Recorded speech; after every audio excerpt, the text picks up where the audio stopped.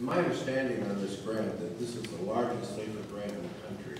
That's right. I read that in the paper, and I would assume that the federal government did some investigating before they decided That's right. to need years of that grant. Exactly. They didn't just give it to us because they And looked at our how much was given out when those firefighters were laid off, unfortunately, how much was dispensed in compensated absences. That was about, how much was that? I asked, I thought it was around 800,000. Covers compensated. But the decision to make up those layoffs, my understanding is dollars, Mr. Stapleton, you're familiar that we're borrowing money from the water department right now to make the current payment. Did we do anything else besides just do the layoffs? Did we try to raise any money to try to see if those layoffs didn't happen? Or did we sit up there and say, we just can't have any higher taxes, we can't do anything, so all we have to do is lay off? No, the council did pass a resolution and then rescinded it to raise taxes, if you recall. So they passed. We rescinded it only because the state, as far as that first deficit reduction, the first 1.7 million, it could not be included until it had passed. Right. Not that the idea of passing it was a bad. Right, and so, but my only question with all this, and since we're discussing the motion itself now, is that it's a wonderful grant. It would be great for our community to have the additional dollars to support to bring back our firefighters. It'd be great if we could get those other fire stations open. Allen Park would love somebody to throw money at them. They've asked us to, they talked to our fire department about doing support. But what I want to know is, where are we going to get in 2 years the $1.2 million which we don't have? You gave up. Or the federal government doesn't have money for that. That's my question. It's a made up number. Sure. You will remember that the mayor indicated originally, or earlier, that originally we asked for approximately $6 million. Thank you. We decided that that wasn't enough, so we went to the $8 million, and we were granted the $8 million. Originally, we knew we needed 6. Now we have 8. Now, assuming that we can convince the mayor to reinstate transporting, we have the money that transporting brings in. Assuming, all these are assumptions, because the mayor has, to this point, indicated that that's not the case that we can expect.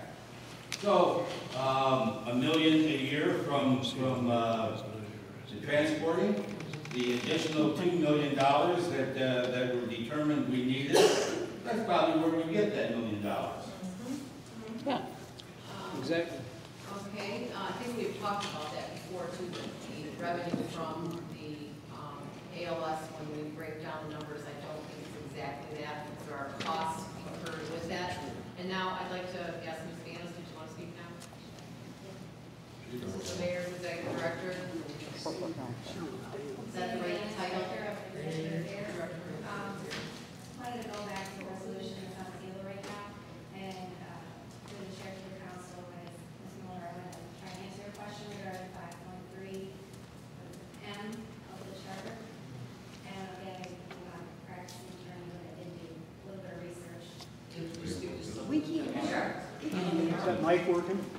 Yeah, is the mic working? You might need to get closer to that mic. I'm not sure if it's on. I want to go back to 5.3 M of the charter to try to answer some questions.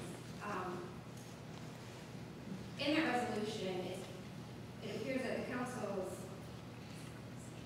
is saying that they can prescribe the mayor's duties and then command them to execute those duties at its complete discretion. So this section doesn't support that assertion. This section states that he shall have other such powers to perform such duties as may be prescribed by law, the charter, or as may be required by ordinance or by direction of the council. So indeed, he does have the power. It is the power of a chief executive and of an administrative officer. And in this capacity, he performs such duties as established by the council. But this clause does not mandate that he shall perform duties required of him absent his own discretion or in conflict with his duties as chief executive officer or administrative authority. And so it must be read in context. The context of Article 5, which deals with the mayor's power, not the council's power, which is dealt with in Article 6.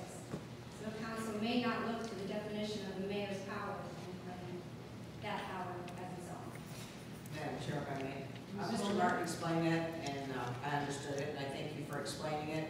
This is not the first time we've been down the road, though, with disagreeing on how the charter reads and what the council's right is and what the mayor's right is. So just because someone here or the mayor tells us that it's a certain way, doesn't always mean the law says that. So it can be described differently by a court of law, because we know that. So I'm saying, you said it has to be in context. Well, we've had this disagreement on other items, so I'm not dissing yours or Mr. Martin's opinion. I think highly of both of you, and I thank you very much for explaining. I'm just saying I do understand it, but I'm not sure that I'm out of context with it. But that's my opinion. Or I just also want to point out, I think Mr. Martin pointed out that the Michigan Constitution does have something in there that prohibits, violation of separation of powers. And that's exactly what this resolution is here. Thank you. Thank you, Ms. Yanis. Okay, so, Anything else? Yes.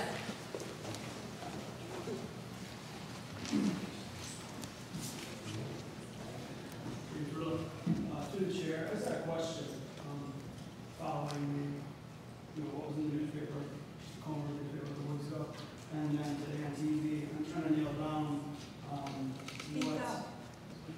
trying to figure out what exactly, where this 1 million, 1.2 million comes from. Because like you, Ms. Burke, I went to the FEMA.gov website, I have all the documents. And Did you really go? oh yeah. The Safer Grant, which under the hiring department, which is for the hiring or rehiring, covers 100% of all salaries and benefits. It also covers, Mayor said a couple weeks ago in the newspaper that some of compensated absences will be covered. So I don't know, I think maybe there was guidance on that, and then obviously, I don't think we're trying to mislead anyone, but we obviously learned that was inaccurate. And then in terms of pension increases, the Safer Grant, as long as the application was filled out correctly, pension increases are covered. So what my Pension question, contributions, you mean? yeah, exactly. My question to you was the $1.2 million figure that was floated here tonight. How is that correct?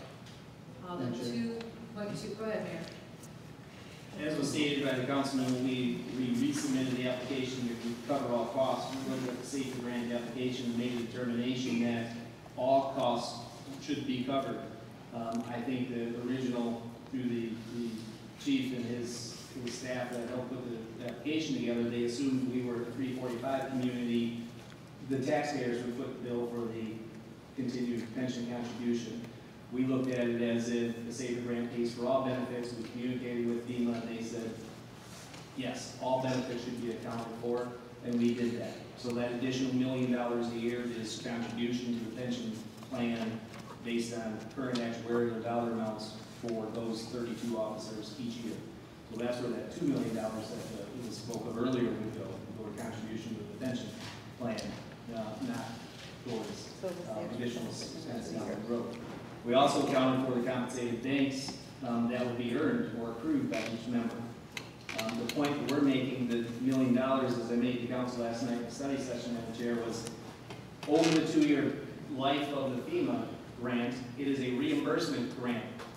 We pay the payroll, we submit our payment to FEMA, they reimburse us for that expense. Whatever those charges, whatever those costs are. We pay healthcare costs for those 32 people, they reimburse us the costs. It's an ongoing thing for the timeline. 2 years expires, we say, they tell us, well, you have to use, you got whatever the number could be. Roughly could be between 800 and $1 million. 800,000 and $1 million. They say, well, you haven't used all this money. Keep going. And they told us that they would extend the period if we want. We say, okay, we keep going. We keep recognizing current payroll costs. And we spend that money.